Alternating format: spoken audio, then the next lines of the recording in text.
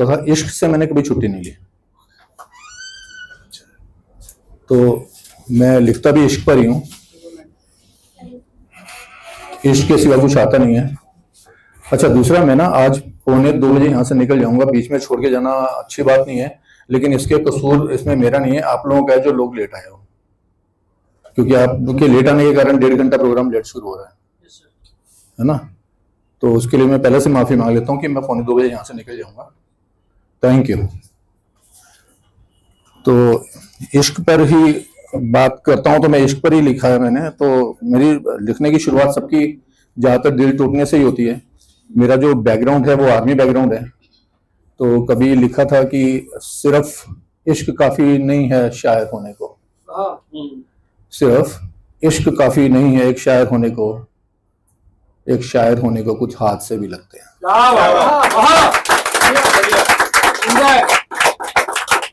तो मैं उस माहौल में पला बड़ा हूँ जहाँ पे इश्क तो बाद में आया, लेकिन पहला इश्क जो था वो अपनी धरती से था। जिस मिट्टी पर लोग पान गुटखा खाकर थूक देते हैं, उस मिट्टी को हम लोग तिलक लगाते हैं, उस मिट्टी को हम लोग माँ कहते हैं। उसकी पूजा करने वाले माहौल से मैं निकल कर आया हूँ, और लिखना उसी माहौल से शुरू हुआ, क्योंकि मैंने लोगों को तिरंगे को सलूट करते भी देखा है, और तिरंगे से लिपट कर हमारे रिलेटिव्स को, हमारे साथ वाले लोगों को आते हुए भी देखा है।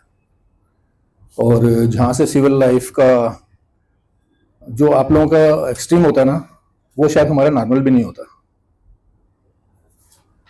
आप लोगों के लिए डेथ का मतलब क्या होता है? एक आदमी डेड हो गया, हमारे लिए डेड का मतलब होता है कभी कभी हमको बटोर के भी लाना पड़ता है,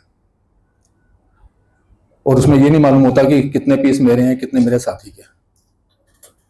हमारे दाह संस्कार ऐसे भी होते हैं। तो उस परवरिश से निकलने के बाद लिखना शुरू किया। हर 2 साल में ट्रांसफर हो जाता था, दोस्त बनने से पहले बिछड़ जाते थे, किसी के साथ शेयर ही नहीं कर पाते थे। तो वहां से लिखने की शुरुआत हुई, और फिर इश्क हुआ, तो इश्क के सिवा कुछ समझ में नहीं आया, तो लिखना भी शुरू किया। तो उसी पे था। तो उस पर जो स्टार्टिंग में लिखा था, ब्रेकअप कहाँ होता था मेरे वक्त में। हम लोग के टाइम पे ब्रेकअप नाम का वर्ड ही नहीं था। ब्रेकअप कहाँ होता था मेरे वक्त में, हम तो बस बिछड़ गए थे।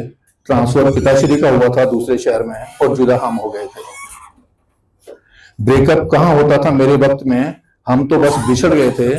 ट्रांसफर पिताश्री का हुआ था दूसरे शहर में, और जुदा हम हो गए थे। फोन भी कम वक्त कहाँ मिलता था सीधे, फोन भी कम वक्त कहाँ मिलता था सीधे, और ट्रंक कॉल हम बच्चे कहाँ बुक कर पाते थे। डर होता था कोई पढ़ लेगा, यह सोचकर खत भी कहाँ लिख पाते थे। डर होता था कहीं कोई पढ़ लेगा, ये सोचकर खत भी कहाँ लिख पाते थे। सीधे सीधे टूटता था दिल हमारा, सीधे सीधे टूटता था दिल हमारा।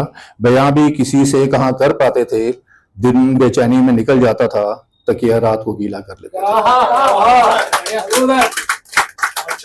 दिन बेचैनी में निकल जाता था, तकिया रात को गीला कर लेते थे। गम बांटने को लेकर बस एक कलम होती थी, गम बांटने को लेकर बस एक कलम होती थी, और चंद पन्ने डायरी के भर लेते थे। मोबाइल और इंटरनेट जैसे लफ्ज भी कहाँ थे उन दिनों, मोबाइल और इंटरनेट जैसे लफ्ज भी कहाँ थे उन दिनों। कसक को कविताओं से भर देते थे।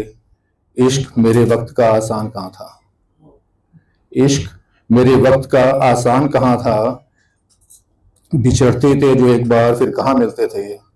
उम्र भर उस दर्द को जिया है हमने, उम्र भर उस दर्द को जिया है हमने। उसे हर दुआ में अपनी मगर रखते थे।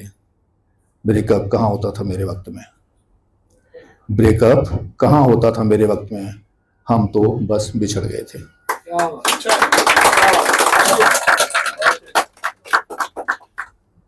एक और छोटा सा है, और ये ना आप सबकी मम्मियों को डेडिकेटेड है ये, और जो मैरिड हैं उनकी वाइफ को।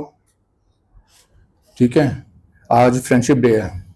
मुझे नहीं लगता कि घर में कोई अपनी मदर को फ्रेंडशिप डे की विश करके आया होगा। कोई करके आया है? Oh great. कौन कौन लोग है भाई? लड़कियां ही हो सकती हैं, लड़के तो नहीं हो सकते। करके आया है? झूठ बोल रहा है।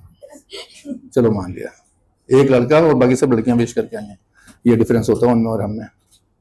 इसलिए ना ये सारा, ये एक्चुअली सब फीमेल्स को डेडिकेटेड है, क्योंकि जो फीमेल्स हैं वो आज ही तो कल वो भी तो मदर बनने ही वाली हैं। वो लड़ती है, झगड़ती है, शिकायतें तुम्हारी अपने दोस्तों से भी करती है।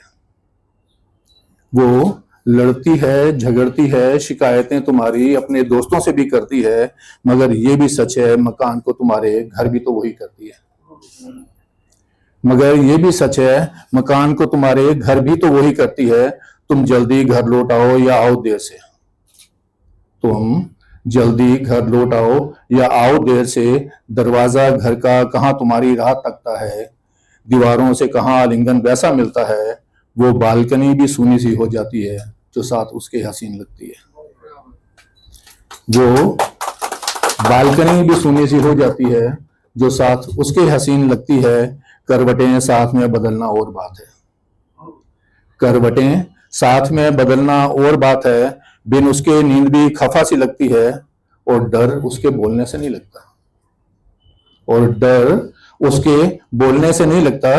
बेचैनियां तो तब बढ़ जाती हैं जब वो खामोश सी लगती है। बेचैनियां तो तब बढ़ जाती हैं जब वो खामोश सी लगती है। मुस्कुराहट पर उसकी चहकता है घर सारा। अगर मम्मी का मूड ठीक नहीं है, तुम्हारी हिम्मत है कमरे में चले जाओ। मुस्कुराहट पर उसकी चहकता है घर सारा। नाराजगी पर मुस्कान भी दबे पांव निकलती है। तीज त्योहार उसके दिलो दिमाग में बसते हैं। तीज त्योहार उसके दिलो दिमाग में बसते हैं। परंपराएं हो या संस्कार कहाँ उसके बिना चलते हैं। वो विरासत को तुम्हारी जिंदा रखती है। ध्यान सबका रखने में वो खुद को भूल जाती है। ध्यान सबका रखने में वो खुद को भूल जाती है। जाने व्रत कितने वो परिवार के नाम पे रखती है। सुबह सबसे पहले वो उठती है, रात को सबसे बाद में सोती है। सुबह सबसे पहले वो उठती है, रात को सबसे बाद में सोती है। वो लड़ती है, झगड़ती है, शिकायतें तुम्हारी अपने दोस्तों से भी करती है।